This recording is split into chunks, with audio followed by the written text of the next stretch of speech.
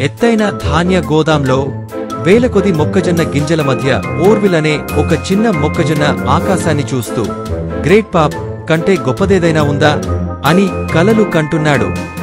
అతని మనసులో popcorn planet అనే అద్భుత ప్రపంచపు ఊహలు తిరుగుతున్నాయి. ఒక రాత్రి గోదాంలో చిన్నగా కంపించింది. ఆకాశం నుంచి ఓ పెద్ద స్కూప్ దిగివచ్చి ఓర్విల్తో పాటు ఇంకొంతమంది ధైర్యవంతులైన మొక్కజొన్న గింజలను తీసుకెళ్ళింది. వారి ప్రయాణం అప్పుడే మొదలైంది. వారు పడిపోయిన యంత్రం వేడిగా మారింది. ఆ వేడిని తట్టుకోలేక ఓర్విల్ గుంపుతో కలిసి ఒక్క అద్భుతమైన పాప్ శబ్దంతో తెల్లగా మారిపోయాడు. ఒక పెద్ద పాప్కార్న్ బకెట్ ఆకారంలో ఉన్న స్పేషిప్ లో ముదురు పాప్కార్న్ రూపంలో ఉన్న కర్నెల్ నెబ్యులా వారిని స్వాగతించాడు. నెమ్మదిగా నవ్వుతూ మాట్లాడే మహానుభావుడు. షిప్ కిటికీ నుంచి వారు చూసింది పాప్కార్న్ ప్లానెట్. క్యారమెల్ కొండలు, వెచ్చని వెన్న నదులు, చీజ్ పఫ్ అడవులు, ఒక కలల ప్రపంచం. క్రూరమైన సౌర్ గ్రేప్స్ విలువైన ఫ్లేవర్ క్రిస్టల్స్ ను చోరీ చేశారు. ఆ క్రిస్టల్స్ లేకుండా పాప్కార్న్ ప్లానెట్ తన అద్భుతమైన రుచి కోల్పోతుంది. వాటి వల్లే పాప్కార్న్ ప్రపంచం అనేక రుచుల్ని అనుభవిస్తుంది.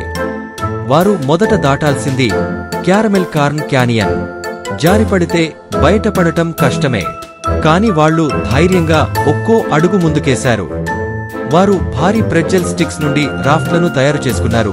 ధైర్యంగా గెరగరా తిరిగే బటర్ నదులను దాటుతూ కపటమైన మార్ష్మెల్లోవో క్లౌడ్స్ వాటిని ఆగిపోవాలని ప్రయత్నించాయి. చివరికి వారు ఆశ్రయ స్థలానికి చేరుకున్నారు. ఉప్పు మరియు వెనిగర్ సువాసనతో నిండిన తాలూకు గొప్ప గుహలోకి.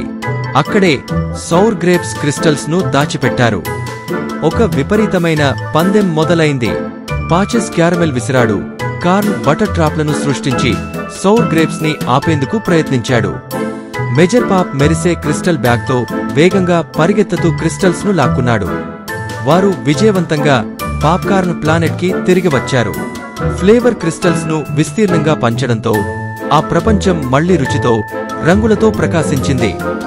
బటర్ నక్షత్రాలతో నిండిన ఆకాశం క్రింద ఓర్విల్ తాను ఇక కేవలం మొక్కజొన్న గింజ కాదని, నిజమైన పాపింగ్ పైనీర్గా మారిపోయాడని తెలుసుకున్నాడు.